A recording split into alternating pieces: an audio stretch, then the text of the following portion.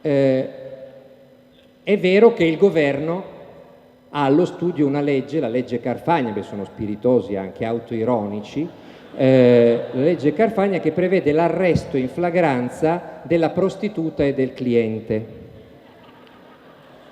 La legge ha subito un rallentamento negli ultimi mesi. Non sto scherzando. Guardate, qua sembra che uno inventi, ma non sto scherzando.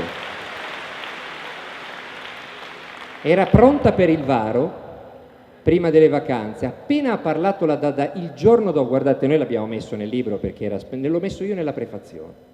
Era strepitoso. Il giorno in cui parla la Daddario, il giorno dopo su Repubblica c'erano 2 pagine sulla Daddario perché Repubblica aveva preso il buco dal Corriere, quindi Repubblica l'ha ripresa il giorno dopo la notizia. Poi uno girava pagine e c'era scritto rinviata a settembre la legge sulla prostituzione perché prevedeva l'arresto in flagranza non solo della prostituta ma pure del cliente, cioè dell'utilizzatore finale nel nostro caso. Cioè manca solo che arrestino Berlusconi in base a una legge fatta da lui. Questo era il timore. Sarebbe l'unica legge ad personam che funziona, no? dal punto di vista giusto. Quindi l'hanno rinviata a data da destinarsi.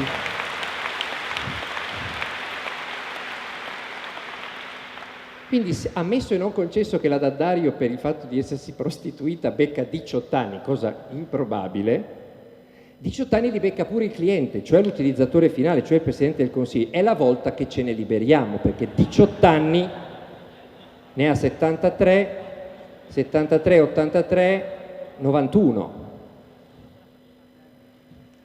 A volte me lo immagino come sarà 91 anni quest'uomo, no?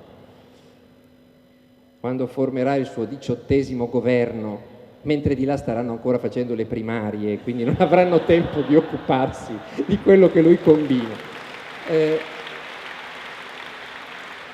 Quindi un altro aspetto pubblico è proprio questo, l'abuso di potere di chi è in grado di sistemare chi gli pare in posti pubblici, in funzioni pubbliche. Le ragazze del comitato Silvio Cimanchi, noi le abbiamo tutte elencate nel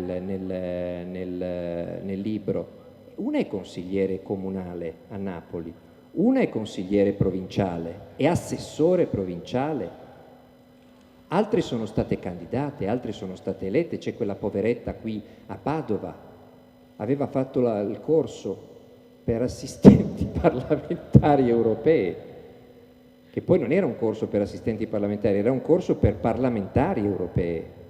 E infatti diede un'intervista, poveretta, è memorabile quell'intervista perché la scansione è questa: fanno il corso, ci sono tutte le veline, Feltri tira fuori che c'è il corso per veline con le foto, c'era Angela Sozio, quella del Grande Fratello, quella che stava sulla gamba sinistra di Berlusconi a Villa Certosa, c'era 2 che avevano partecipato a 1, 2, 3 Stalla, che è un reality show di Rete 4. Io non credevo ai miei occhi quando ho letto il curriculum, c'era scritto ha partecipato a 1, 2, 3 Stalla, punto esclamativo.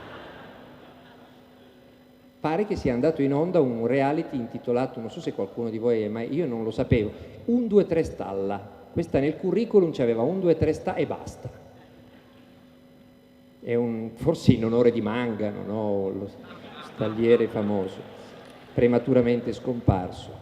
1, 2, 3 Stalla, poi c'erano 2 o 3 meteorine, un paio di bilionerine, 2 o 3 veline, 4 o 5, c'era una letteronza, letteralmente letterina stronza, quella è stata eletta, 130.000 preferenze. Libero scrive questa cosa, il giornale la riprende dicendo guardate Berlusconi, largo ai giovani, no? Per svecchiare c'era questo corso full immersion, no? 3 giorni tutto compreso e vai in Europa. Questo era un training proprio rapidissimo, no? Docenti, la Russa, Frattini spiegava dov'è l'Europa, no? sul mappamondo, e Brunetta. Pensate essere una mosca e partecipare al corso Full Immersion per veline con Brunetta sulla cattedra, che spiega l'economia europea a quella di 1, 2, 3 stalla, no? Roba da ernia al cervello, a fare 2+2, e alla fine dovevano uscire pronte per entrare in lista e sui giornali c'era scritto che avevano firmato davanti al notaio la candidatura. Questa qua di Padova viene intervistata al Mattino, in cui vengono presentate le candidature, lei è in lista, fa la conferenza stampa, aveva firmato dal notaio, dice: ho fatto su e giù, Padova-Roma, tutto a mie spese. Pensavo di investire, anche perché sono 30.000 euro al Parlamento europeo al mese, quindi ha voglia a farti rimborsare 2 o 3 treni per Roma. Invece al pomeriggio la depennano dalle liste insieme a tutte le altre, una strage delle veline che si consuma tra il pomeriggio e la sera, con Berlusconi dalla Polonia sta partecipando al vertice del Partito Popolare Europeo, tutti cattolici, e lui che telefonava per tirar via le veline e le mignotte e 1, 2, 3 stalla dalle liste, perché nel frattempo sua moglie aveva emesso un ruggito via ANSA dicendo ciarpame, tentava di salvare il salvabile.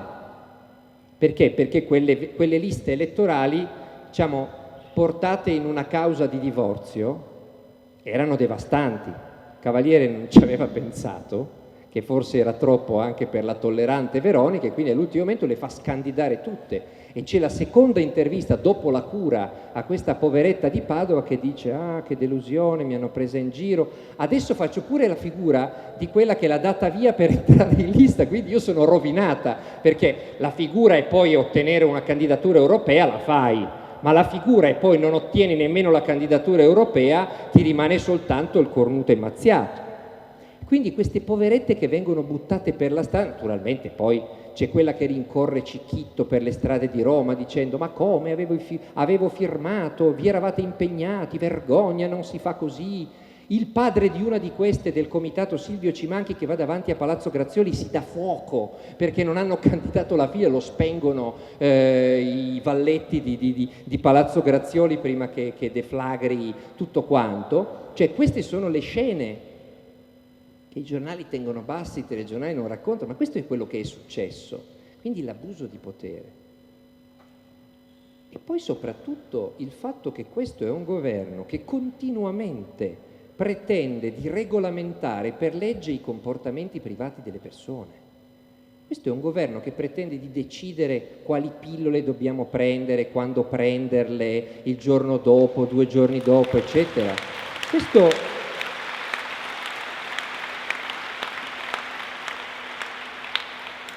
un governo che pretende di decidere